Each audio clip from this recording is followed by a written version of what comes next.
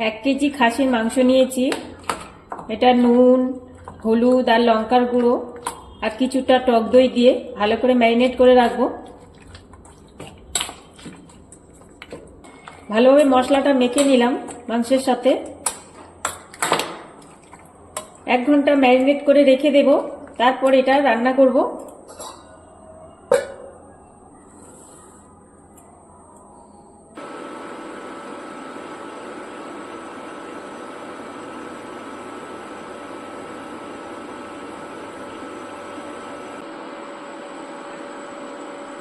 গরম তেলে আলুগুলো ভালোভাবে ভেজে নেব।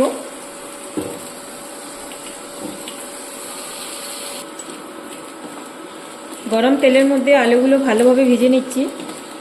অল্প একটু হলুদ দেব, এটা কালার আনার জন্য অল্প একটু হলুদ দিলাম।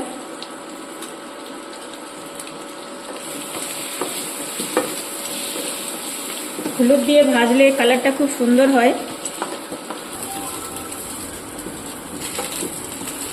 বাজারে যখন নতুন আলু ওঠে তখন আলুটা খেতে খুব ভালো লাগে। আজ রান্নাটা তৈরি করব নতুন আলু দিয়ে। আলুটা আমি বড় বড় সাইজ করে কেটে নিয়েছি আর এইভাবে লাল করে ভেজে নিয়েছি। তো আলুটা ভাজা হয়ে গেছে, এটা আমি তুলে নেব।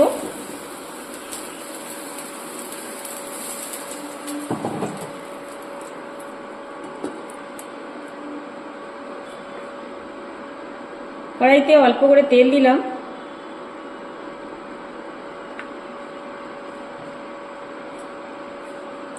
একটা তেজপাতা আর কিছুটা জিরে দিলাম।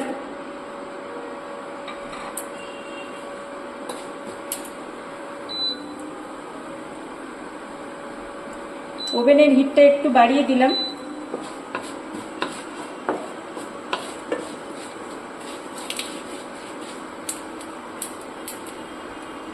এরপর কাটা পেঁয়াজগুলো দিয়ে দেব।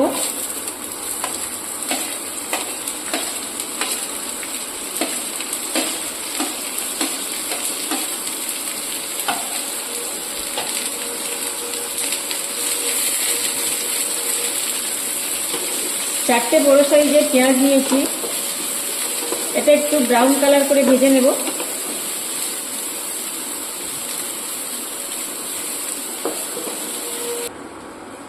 কিছুক্ষণ নাড়াচাড়া করার পর পেঁয়াজটা ভাজা ভাজা হয়ে গেছে, ব্রাউন কালার এসেছে।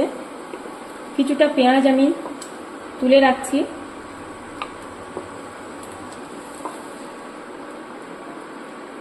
ভাজা পেঁয়াজ কিছুটা তুলে নিলাম।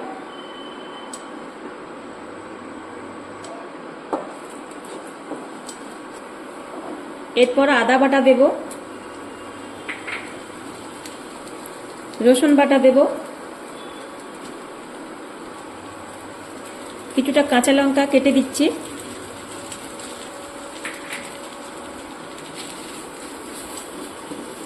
ভালোভাবে নাড়াচাড়া করে নেব।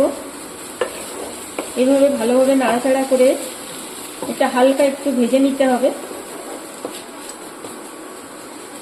এরপর টমেটো পিউরিটা দেব।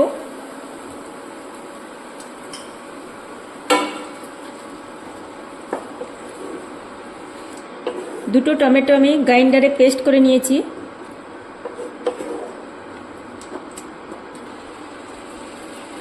1 চামচ হলুদ দিলাম, লঙ্কার গুঁড়ো 1 চামচ দিলাম, পরিমাণ মতো লবণ দিলাম।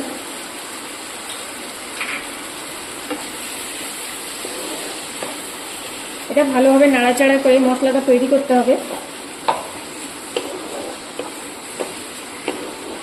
ভালোভাবে নাড়াচাড়া করে মশলাটা তৈরি করব। যতক্ষণ না এই মশলার মধ্যে একটা তেল ছাড়া ছাড়া হবে ততক্ষণ আমি নাড়াচাড়া করে মশলাটা বানাবো। মশলাটা তৈরি হয়ে গেছে, তেল ছাড়া ছাড়া হয়ে গেছে মশলাটা। আগে থেকে দই দিয়ে ম্যারিনেট করে রাখা খাসির মাংসটা দিয়ে দিলাম।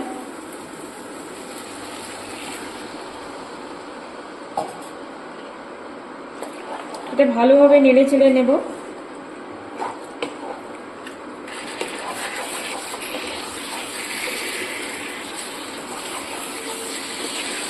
এটা ভালোভাবে নেড়ে চেড়ে মশলার সাথে মিশিয়ে দিচ্ছি। বেশ কিছুক্ষণ নাড়াচাড়া করে মাংসগুলো মশলার সাথে ভালোভাবে ভেজে নিয়েছি। ভিডিওটা সম্পূর্ণ আপনাদের দেখানো যায়নি, তাহলে ভিডিওটা অনেক লম্বা হয়ে যাবে, তাই স্কিপ করে দেখিয়ে দিলাম। মাংসটা একটু ভালোভাবে ভেজে নিয়েছি মশলার সাথে। এরপর মটন মশলা কিছুটা দিলাম, 1.5 চামচ পরিমাণে। এটাও ভালোভাবে মিশিয়ে নেব এর সাথে। মাংসটা আবার ভালোভাবে ভাজা আর কষা দুটোই হয়ে গেছে। এরপর গরম জল দিয়ে দেব।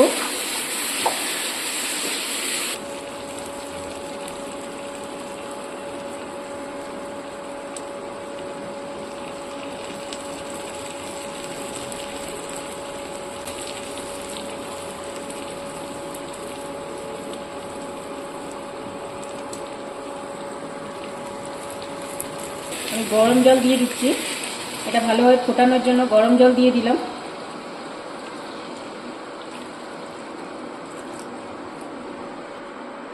এর মধ্যে ভাজা আলুগুলো দিয়ে দিচ্ছি।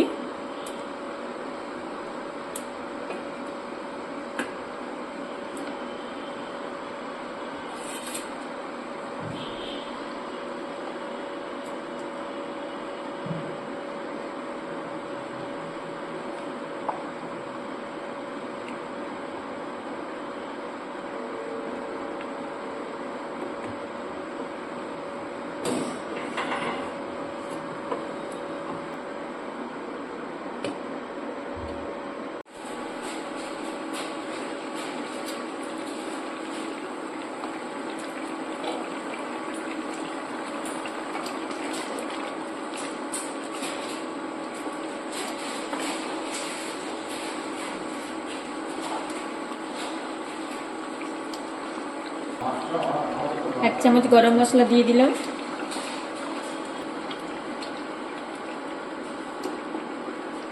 মটন কষা তৈরি হয়ে গেছে।